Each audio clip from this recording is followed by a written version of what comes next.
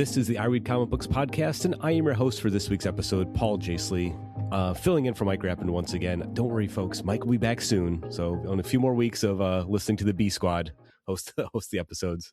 No, I'm always thrilled to sit in the host chair for the podcast, and I'm joined this week by two stale marshmallow peeps left over from Easter Sunday last week.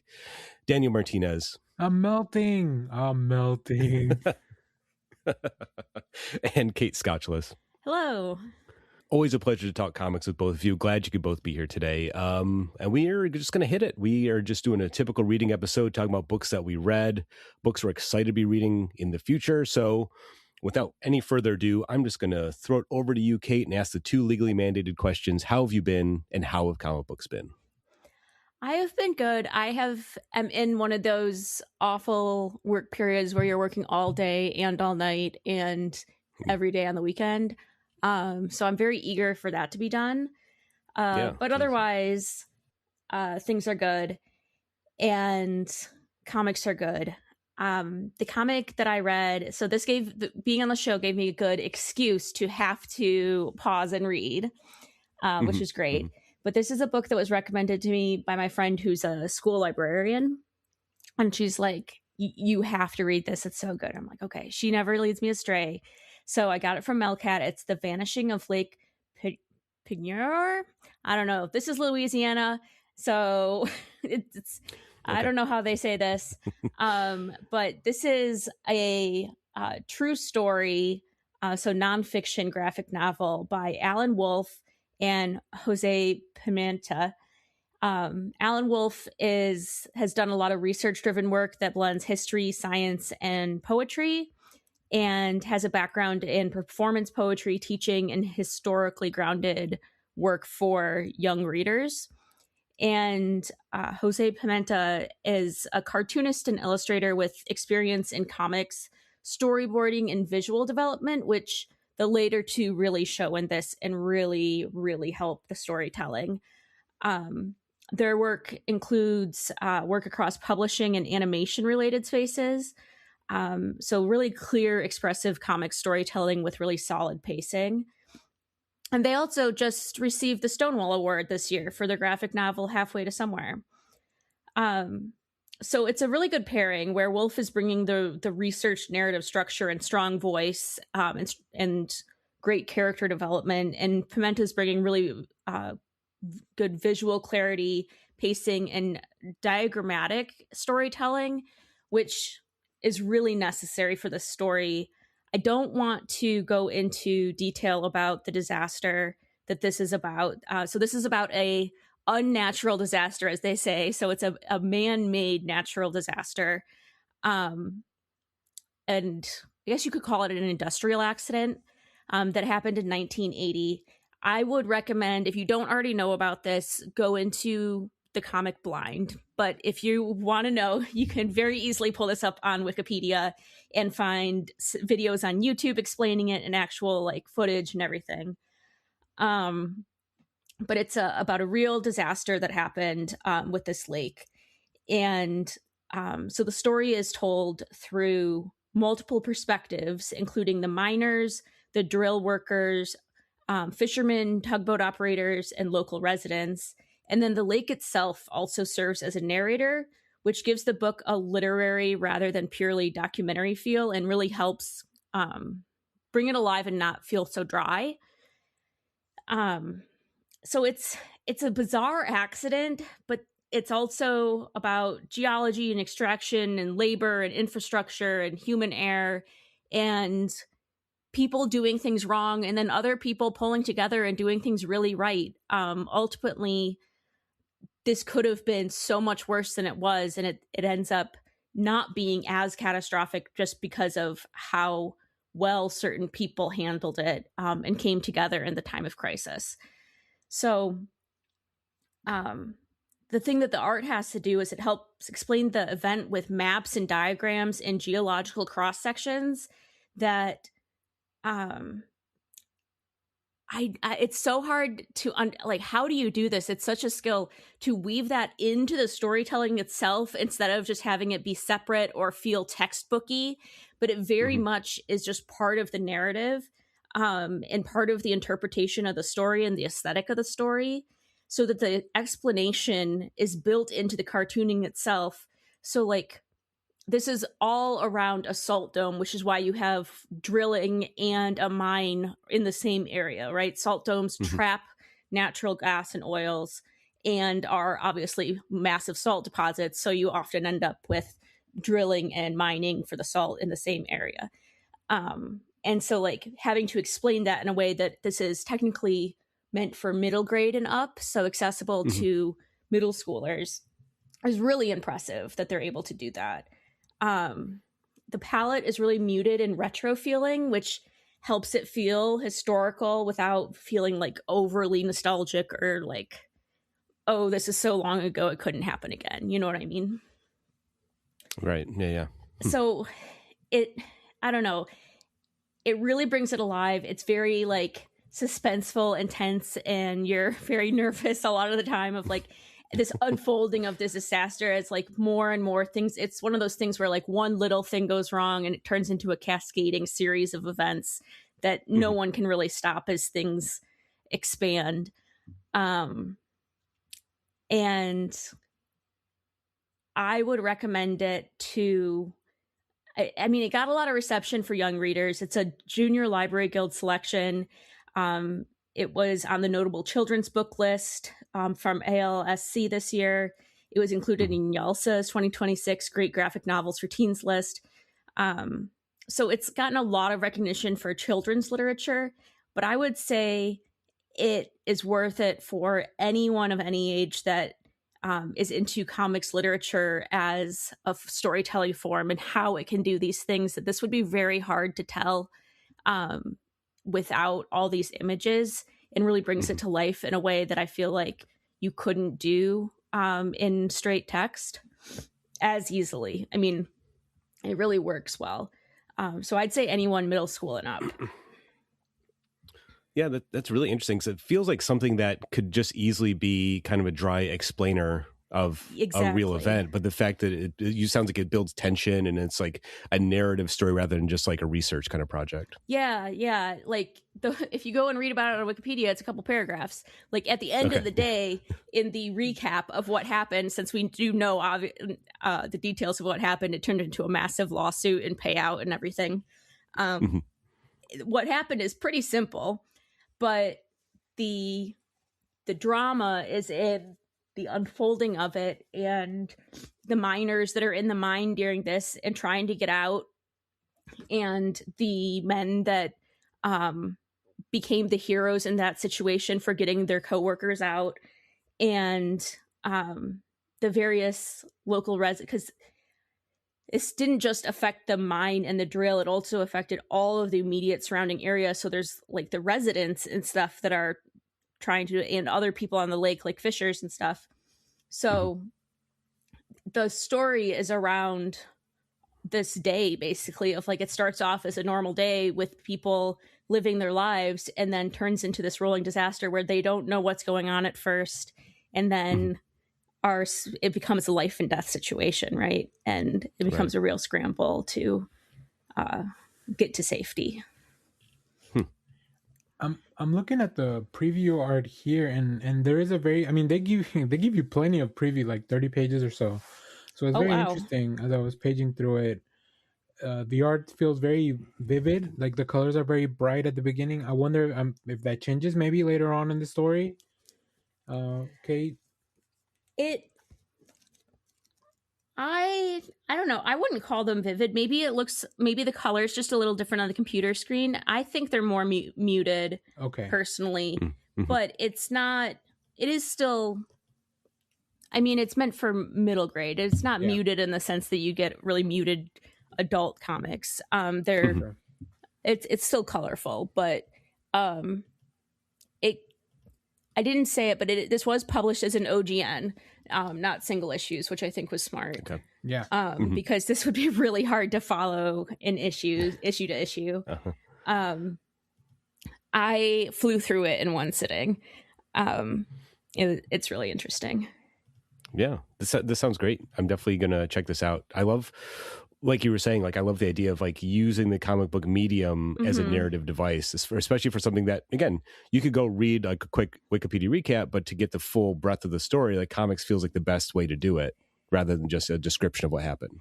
Yeah, it's crazy how well it holds, like the voice of the people, all the diagrams, the suspense, and then just systems thinking all at once in a way that is very accessible, because ultimately this is a failure of systems that causes this disaster, and communicating that in a way that is not boring and is understandable to a middle school audience is that is a feat.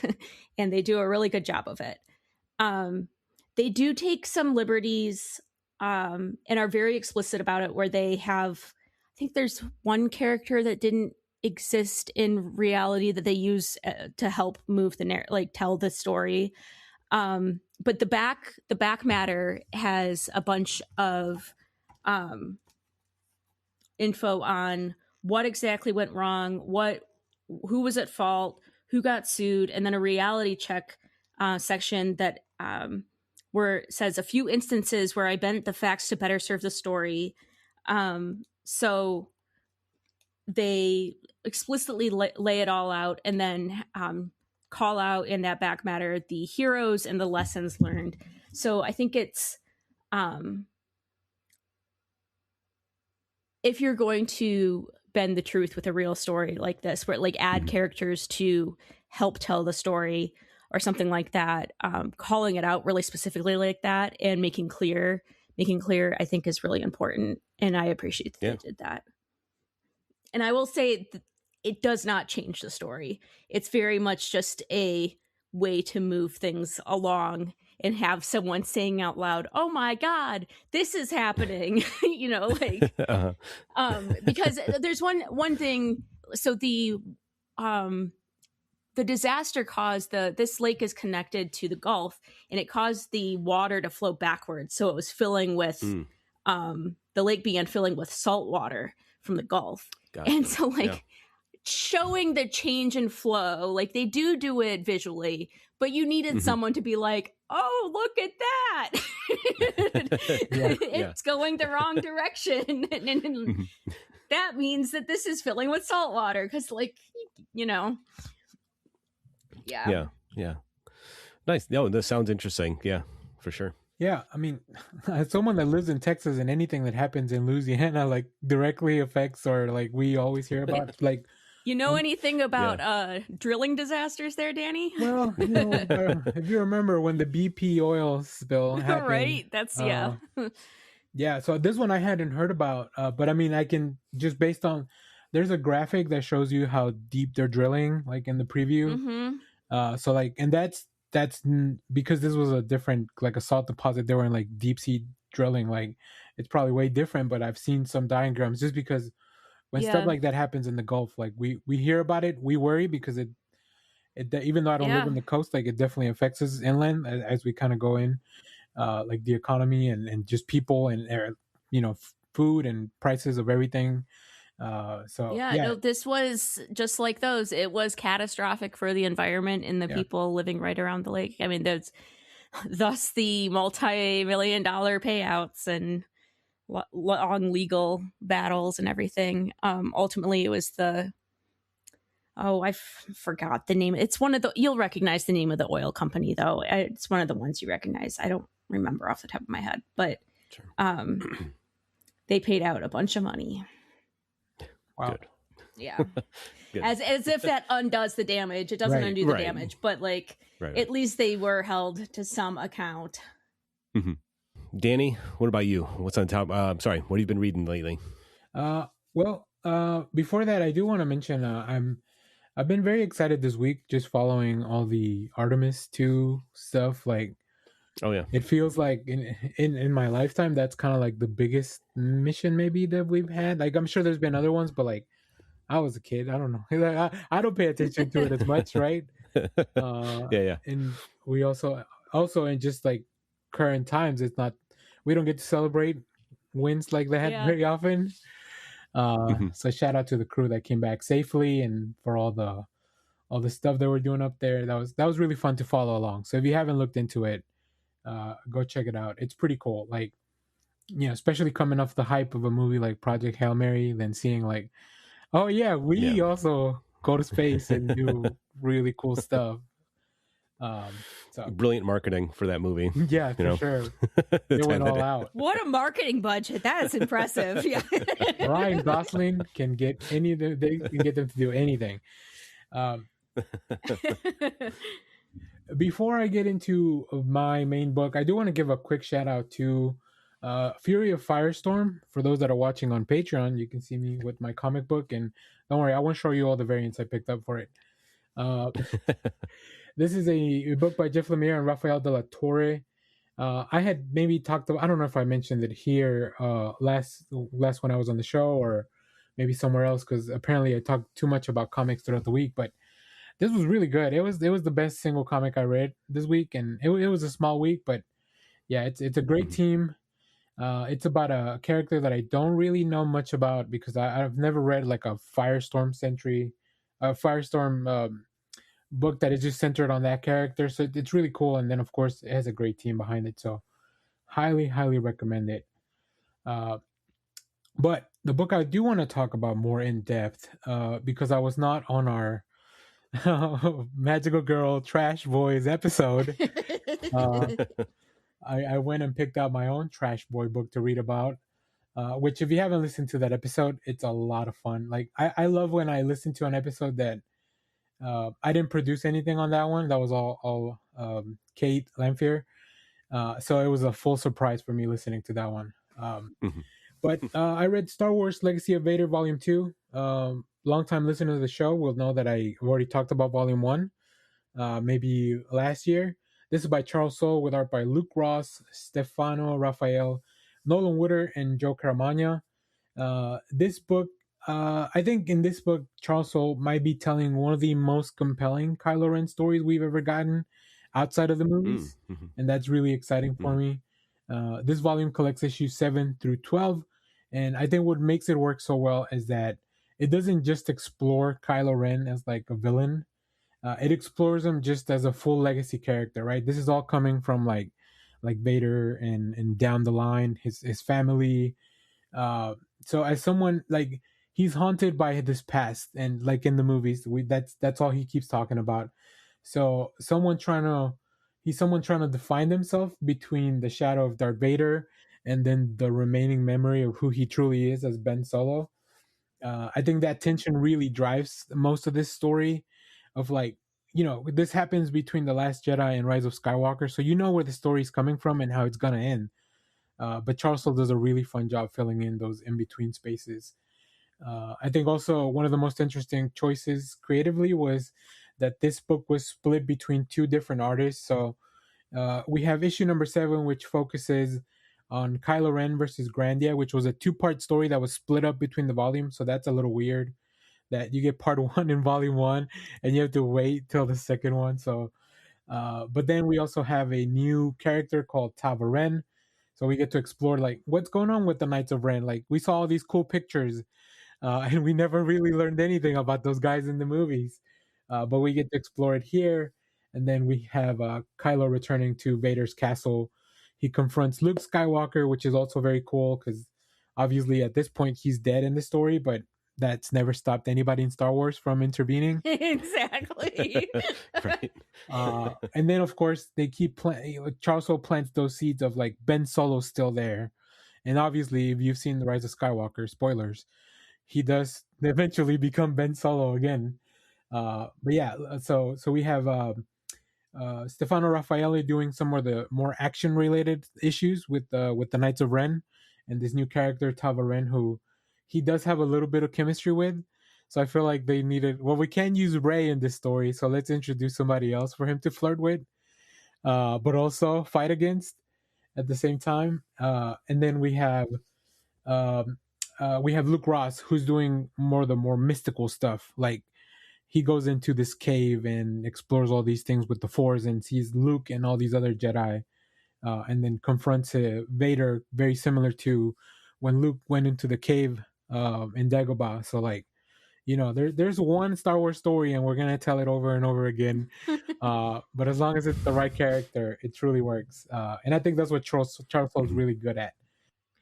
Does it bug you when they use multiple artists like that? It always bugs me.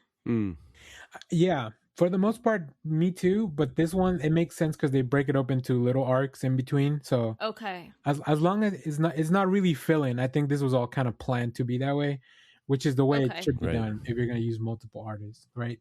It has a purpose behind it, as opposed to like, we couldn't get the guy to finish on time, so we're gonna get somebody else. Right. So, and then Nolan Woodard doing all the colors keeps everything like on the level too. Like, it makes it feel very cohesive. So, yeah. It's great. It's another volume that it just made me want more, and that's what I want from Star Wars comics, because I don't go back to them as often as I used to. But every time I do, I'm like, dang it, I wish I need another one.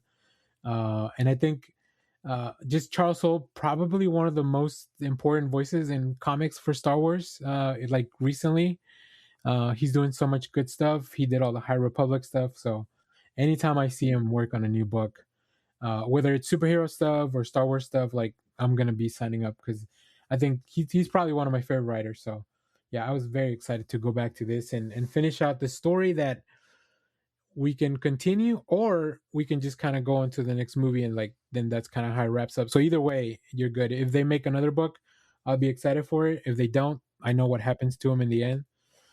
Win-win for me, I think. So nice. But Paul, what about you? How have you been? How are comics?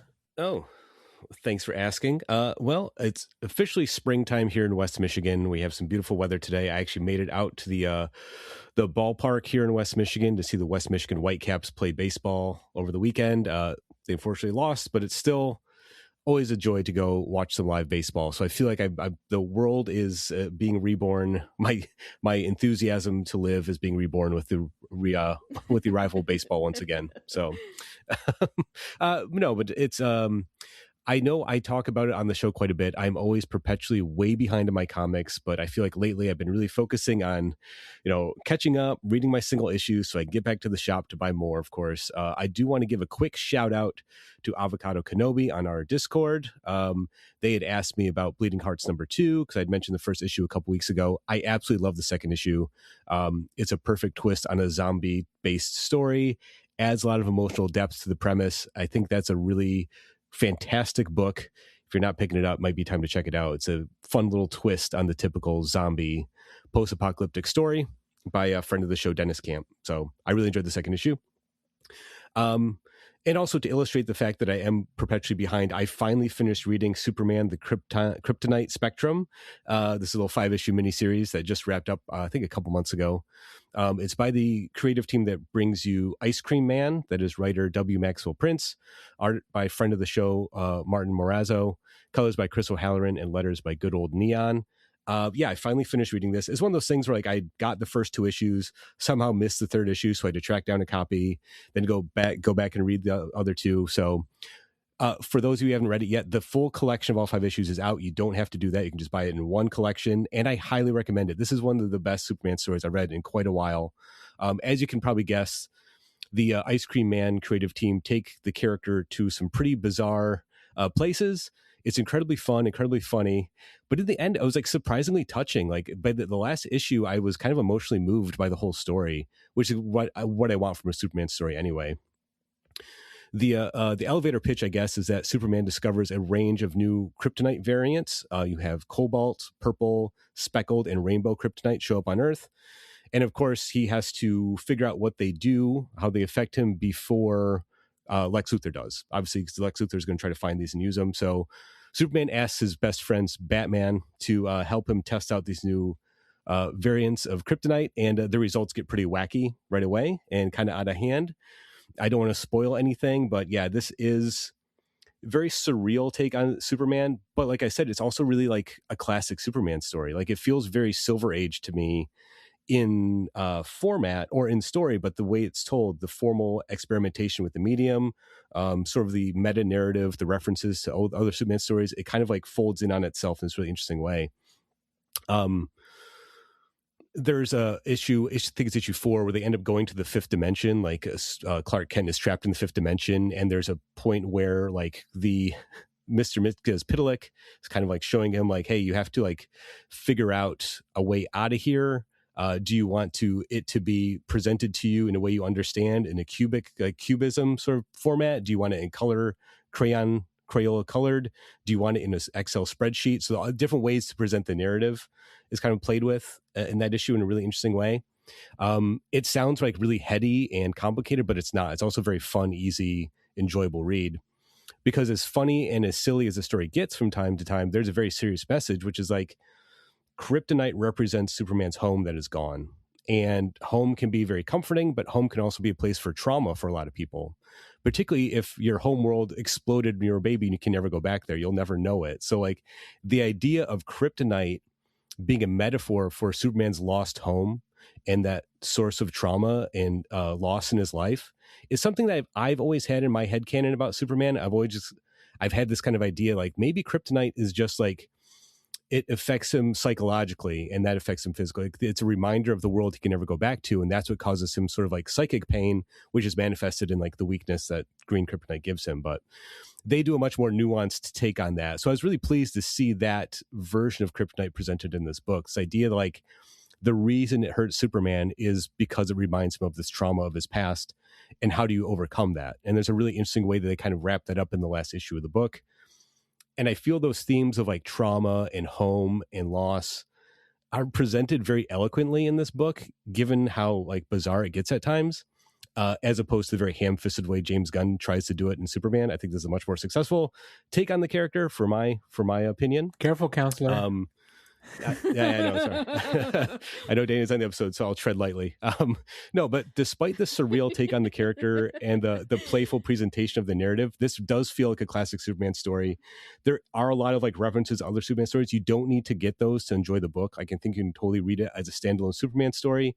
It is one of the DC Black Label books. It's not like adult, but it's very clearly aimed for adults. You know, I think they do use some colorful language in addition to colorful Kryptonite in this book.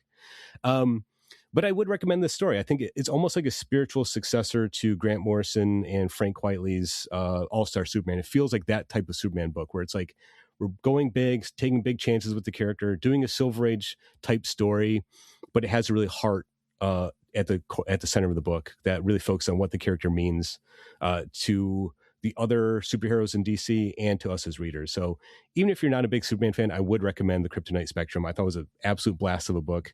I really hope these guys do more DC books down the line. Well, I have great news for you, Paul. What's that, Danny? They're doing a Deadman book for DC Next Level. Oh, that's right. That's right. So there you go. Yeah. Awesome. I agree with you, Paul. I love this book. I do want to say, and maybe, I don't know, did you feel like this was also like them being like, we also kind of want to do a Batman book, so we're going to put as much Batman in here as we can? I mean, I feel like if you're a creator like that and, you know, you maybe not get a lot of chances to get your hands on the big two, a big two book, like why not? They throw a bunch of characters in these books and it's super fun. So I mean, I didn't expect Dr. Fate to show up, so it's like if you get a chance to throw a character in there, do it. There's an issue with Shazam, aka Captain Marvel, that it's really like it's very poignant, a little sad, and you're like, oh my goodness, this is rough. But it's excellently told. I agree with you.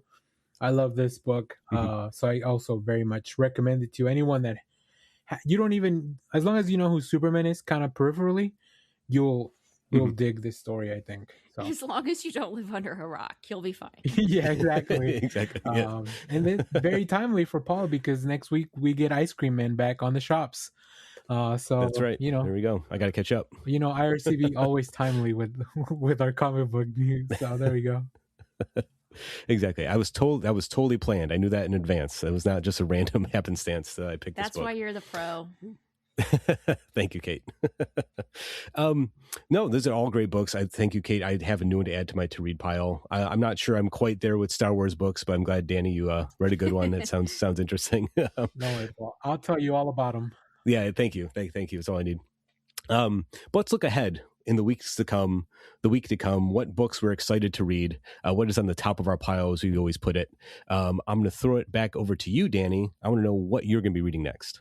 Sure. Before I go into my actual pick, I do want to give another quick shout out to a book that I'm about to get into.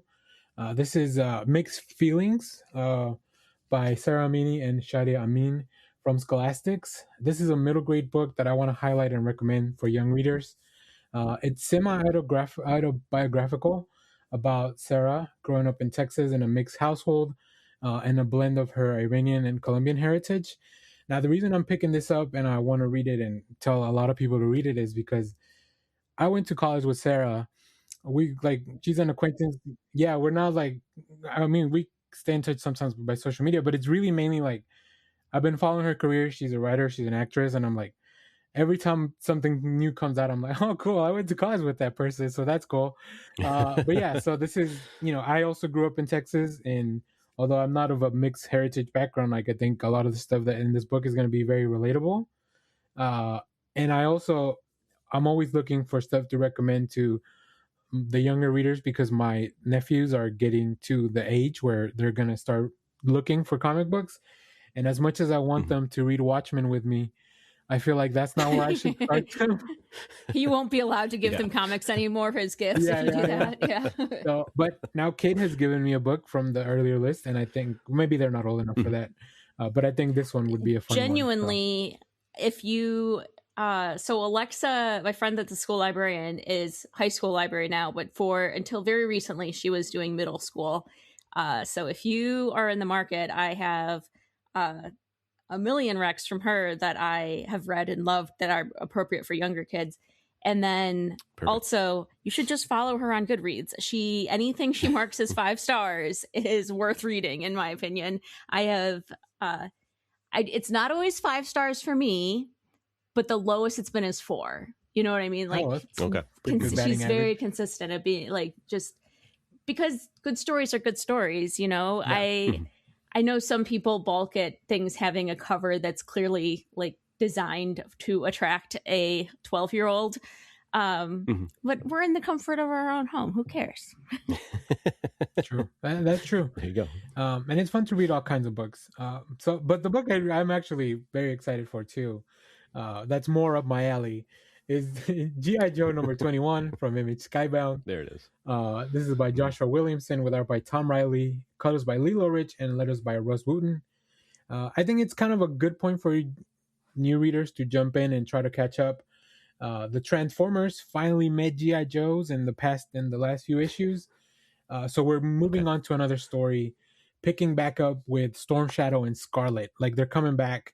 The Arashikage and the Cobra have met once before, so this is going to be round 2 of that. So if you're looking for an action-packed type of book with all these characters from G.I. Joe, I think this is really a good place to kind of come back to the series. I've been wondering what's happened with Scarlet since Kelly Thompson did her miniseries back at the beginning of all this Energon stuff. So I'm excited that she's finally back in the mix. Because I think Storm Shadow too, he's a ninja, so he's cool. They had me at oh yeah, this guy's a ninja, but he wears all white, so he's so cool. And to think I was saying you have some people might be feeling bad about middle grade comics. You're like, anyway, G.I. Joe number 21. I've read 20 of these. Yeah. If you listen to enough episodes of this podcast, you'll know that I contain multitude. So if it's a comic with pictures, I'm gonna read it. But yeah, very excited for that. Nice. Kait, what about you? What's on the top of your to read pile? Well, I just picked up my holds from the library, and Gotham City Year 1 came in, who one Paul J. picked for the IRCB Reading Challenge this year. That's right. So so far, I've read 8 out of 24 books for the Reading Challenge, so this will be number 9. Nice. Gotham City Year 1 was written by Tom King, so I'm very excited. I love Tom King. It's art by Phil Hester. And colors by Jordi Belair, inks by Eric Gapster, and letters by Clayton Cowles. the Goodreads pitch says that it's the definitive origin of Gotham, how it became the cesspool of violence and corruption that it is today, and how it harbored and then unleashed the sin that led to the rise of the Dark Knight.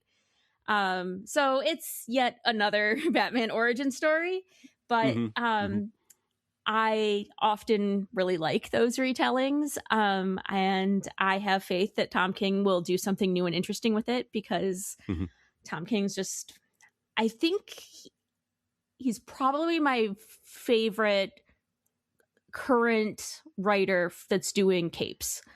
I think that's pretty safe to say at this point. Yeah. So I'm excited for this.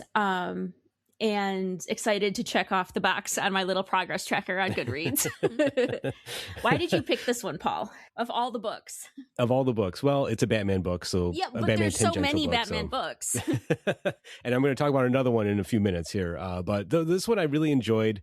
Again, Tom King is a really great writer, and I love Phil Hester's artwork specifically for this book. This is a detective noir-based story. Okay. Like, it kind of has that look. They have to do that sliding scale for when Batman, his origin takes place. Right. This clearly visually looks like it takes place in the 30s or 40s, even though, like, that wouldn't make sense. Batman would be 80 years old at this point. But, the visual look of the book harkens back to detective stories from the 40s.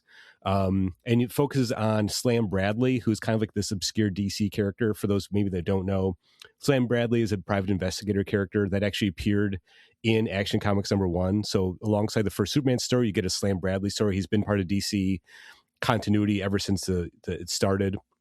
And he's kind of this hard-boiled detective in Gotham who has to solve the case of the kidnapping of the century, because the infant Bruce Wayne has been kidnapped. But the book also explores Gotham as a city, the wealth inequality between the Waynes and the rest of the city, the racial disparities of that time period in the city.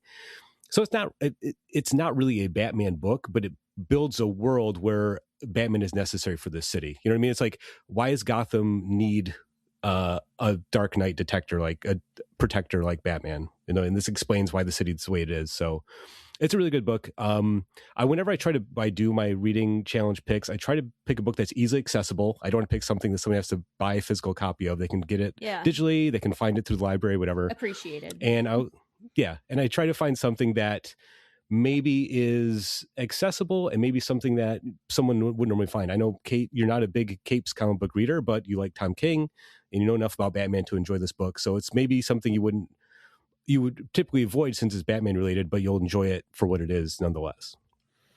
Yeah, that's what I've really liked about the reading challenge books so far, is a lot of them are well outside my wheelhouse, things that I wouldn't have read otherwise, but then I really enjoy. I've only had one so far that I was just really like, I am clearly not the intended audience for this. It is just, I'm sure it's a great book, but it is not working for me. Got you. I'm trying to think of what I recommended for the reading challenge. Was it yours, Danny? I don't remember. It's Avengers Twilight, so hopefully it's not that one. But no, I have not read that one yet. Cool. I do love a year one though. I love when they do those. Let's go back and trace back the lineage of these things, and then you'll get little nods to all these other things, like Easter eggs, but like generations past or whatever. It's also fun to read a Batman book without Batman, kind of like Gotham Central did it back in the day. Like, Batman was around at the time and you see him like maybe in a panel or two, but this is in the Gotham Central book. But yeah, like, what is Gotham before or without Batman? Like, so it's a fun deconstruction of that. And Tom King loves going back to take older characters or older times. Like he did the Danger Street stuff with all those Kirby characters from back in the day. So yeah, he loves kind of exploring and flipping around in the old lore that's been around forever in DC. So quite fun. So I'm really excited to see what you have to say about this one. Kate, I will have to go into Goodreads and dig in for your review once it's done. Yeah. Let's see. We have a couple people with Discord listening live with us today. Paul G has a top pick for top of their pile, and that is Noir is the New Black. That looks like an anthology series. It kind of looks interesting to me. I'll have to check that out. And I already tipped my hat a little bit. I'm going to be reading a Batman book atop my pile. The twist is I've already read this book, but the thing is, the collection of all 12 issues just dropped, and I want to make sure everyone knows about it and goes to pick it up. And that is, of course, Batman Dark Patterns. That was written by Dan Waters, art by Hayden Sherman, colors by Triona Farrell, and letters by Frank Chikovic. This is one of the best Batman books of recent years. And again, Danny, I'm treading lightly. I like this book a lot more than Absolute Batman. I know everyone's freaking out about Absolute Batman. This book came out at the same time, and I think it's for me, a better Batman book, or at least one more attuned to what I like about the character. Yeah, I agree with you. When this was out, I said that it was probably the best pound for pound Batman book on the market. As much as I enjoyed all the other ones, like when you put it all, when you weigh all the stats, I have my Excel sheets and all that, just like in the Kryptonite spectrum, I have my own spreadsheets. Yeah, this is. I agree with you. There's no continue, counselor. No argument from me. No objection. This is a 12-issue series. Like I said, it was recently just collected and released, so I kind of want to mention it on the show because I want people to know about it, because it's one of the highest recommendations I can give to a Batman book. 12 issues, but it kind of functions as 4 standalone 3-issue stories. So each kind of like 3-issue arc tells its own little self-contained story that are very focused on detective work and mystery more than superheroics. It's a street level dark take on the character. That said, probably my favorite story is one with the ventriloquist, who's kind of like, an inherently silly character, but I think Waters and Sherman make the character kind of threatening in a very interesting way in that story. So, and I love the ventriloquist. Matt Reeves, if you haven't listened to this podcast, please put the ventriloquist in one of the Batman movies soon. My favorite character, favorite villain. Love to see it. But anyway. Would this work for someone who is not up to date with Batman? Absolutely. It's a standalone story. It's not tied to contemporary continuity. You kind of can just jump right in. Like I said, each 3-issue arc kind of tells a little self-contained story. It does kind of like weave into a bigger story by the end of it, but you can kind of just read it modularly, like read little in chunks and enjoy it as individual stories. And you kind of see the character go from this like dark, brooding detective who's like going into the really shielded off parts of Gotham. Like he goes to parts of Gotham that he never usually goes to because they're too dangerous even for Batman. And just like he goes deep into the city. And by the end, he becomes a sort of mythical symbol of hope for Gotham, which again is kind of my favorite take on Batman. Like I said, the Matt Reeves, the Batman movie from a couple years ago, that you kind of saw the character do that by the end of the movie. And I love that story arc, that character arc for Batman. And obviously, I have to mention the truly breathtaking art from Hayden Sherman. If you're reading Absolute Wonder Woman, you know how good their artwork is. Absolutely stunning. Does a great take on Batman. Does not shy away from some of the grislier aspects of this story. There is some visual stuff in here that's kind of disturbing, but it fits the story. It's not gratuitous. And every page had just like really inventive, engaging page layouts, interesting panel designs, just a really, truly beautiful book, on top of being a great Batman story. So I read these issues when they came out, and I'm absolutely going to buy the collected edition to reread, put it on my shelf alongside Batman Year One, Dark Knight Returns, all the classics. If you're looking for a Batman book and you want to jump in with a good one, Dark Patterns is my recommendation. Yeah. I hope they do eventually one of these little compact comics editions so I can like throw it at people and just be like, here, read this. It's really good. I originally read this. I was going to read it issue by issue, but then I saw that it was scheduled to be these little 3-part stories, 3-issue stories. And that's actually how I read it.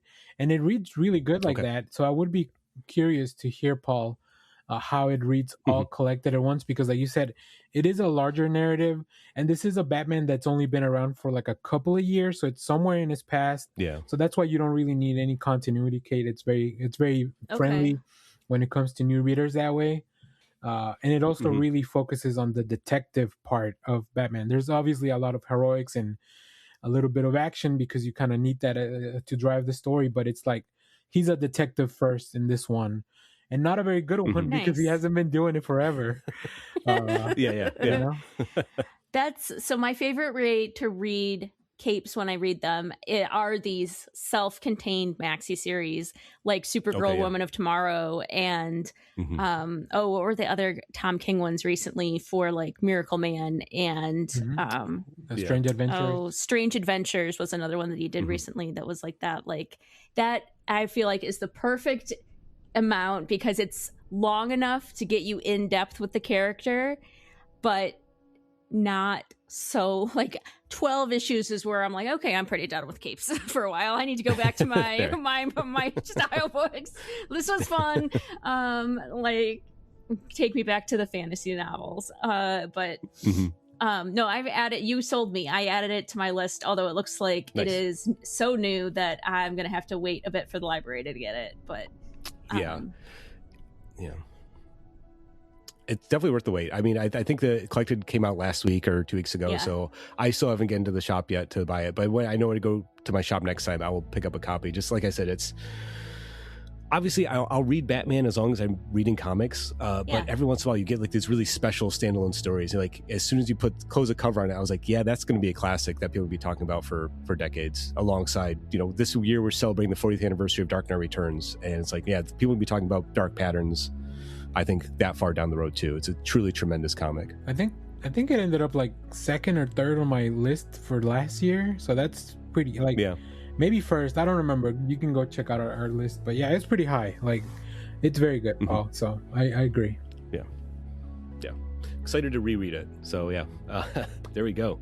Well, here we go. Yet another episode of I Read Comic Books. I have more books to add to my to read pile. On top of the ones we already talked about. Always happens. Like I said, it's always a pleasure to talk to Kait and Danny about comics. It's always a pleasure to fill in as host. So I want to thank you for listening. Thank Mike for letting me host. Thank Danny and Kait for being on the episode. Thank you to Brian for proof listening. And always thank you to Zander for editing. And remember, until next time, comics are good, and so are you.